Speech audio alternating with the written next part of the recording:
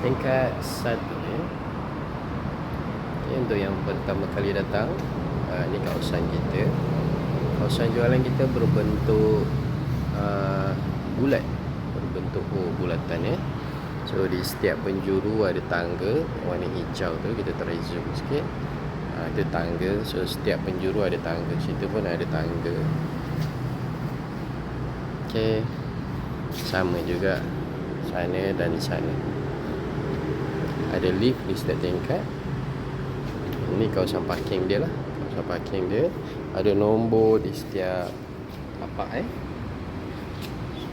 follow je nombor. Okay. Kalau perlu bantuan, betul-betul hadapan lift ni nanti kita ada kru kat sini. Nama dia Jason dengan Faye. So boleh jumpa, tapi diorang ada start pukul 6 lah, 6 ke atas baru diorang ada lah. Kalau hujan ke apa, jam mungkin lewat sikit, tapi insyaAllah jangan risau, diorang ada, insyaAllah diorang ada. Cuma kalau datang awal, boleh je datang awal sebab ni memang kawasan parking boleh parking siap-siap kat tapak masing-masing. And then boleh turun kat bawah. Bawah dekat ground floor kita ada food court. Surau, toilet pun semua dekat bawah. So turun je lift ni nanti, kalau nak pergi toilet masuk ke kanan. Kalau nak food court pergi ke kiri. Okey. So ni keluasan tapak dia 7.5 kaki kali 15 kaki panjang. Okey, kalau ambil satu parking macam ni lah saiz dengan kereta Aziah.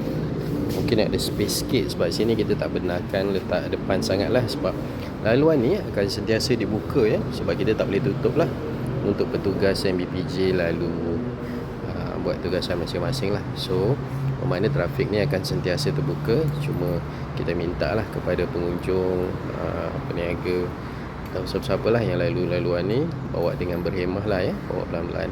Sebab ada kanak-kanak kadang-kadang dia orang main lintas saja. So bawa berhati-hati. Okay, kalau nak parking, contoh lah, kalau parking ambil satu lot je, mungkin tak muat banyak barang kan. So boleh drop kat sini dulu, drop off dulu kat tapak masing-masing, and then naik je terus dekat tingkat 3. Tingkat 3 kita ada parking untuk public lah, untuk pengunjung, untuk siapa-siapa. So boleh parking tingkat 3. And then jangan risau sebab kita pun ada troli yang boleh guna. Boleh pinjam sekejap dekat ground floor. Ada satu troli besar, kalau tak sure boleh tanya dengan kru, nanti dia akan bagi tahu. So boleh pinjam, boleh guna untuk angkut barang-barang. Okay, itu je setakat ni untuk yang baru join lah ya. Okay, untuk plug point nanti kita akan pasang di setiap tiang. Setiap tiang ada plug point. Okay, sorry, ini. So just bawa extension aja lah. Extension tu pastikan panjang sikit lah, sebab tinggi ke bawah tu pun tinggi juga.